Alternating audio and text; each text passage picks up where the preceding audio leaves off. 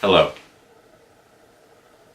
100 years ago today, the 11th hour of the 11th day of the 11th month, the worst war that humanity had ever known to date came to an end.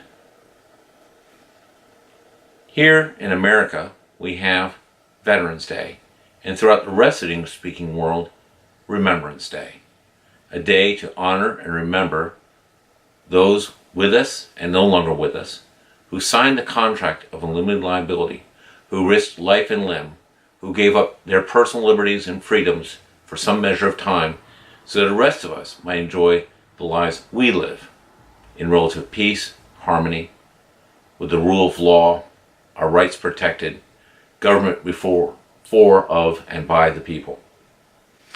So veterans, past, present, and future, I would like to thank you for your service and your sacrifice. I thank you for being able to sleep well at night. I thank you for the wonderful world we live in, the world that you gave us.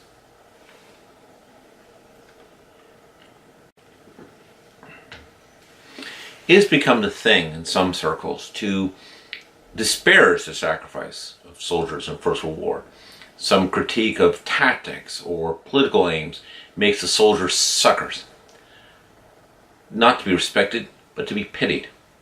I find this view most disquieting. Let us be clear what was at stake. Had Prussian militarism ruled supreme, we would not see, as one historian puts it, a EU in 1914 or 1915. We would see a world where, if you were walking down the street on the sidewalk and a member of the general staff were coming in your direction, you would be obliged to step off the sidewalk into the gutter to make way. Shame, and miserable shame, had that way of life been proven triumphant, it would not be the Europe we know today.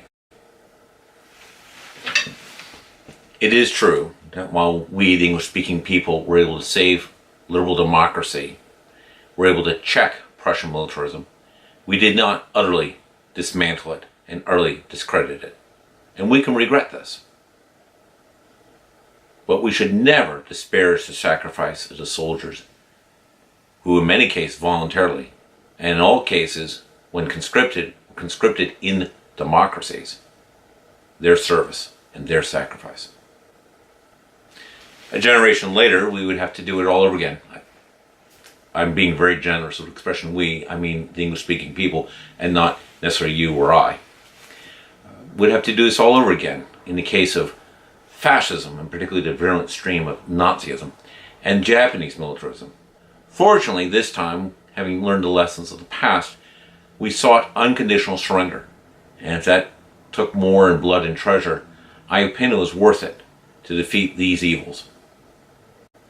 We could not stop communism then, but in the generations to follow, we checked it in large measure, and ultimately it collapsed in large measure under its own contradictions.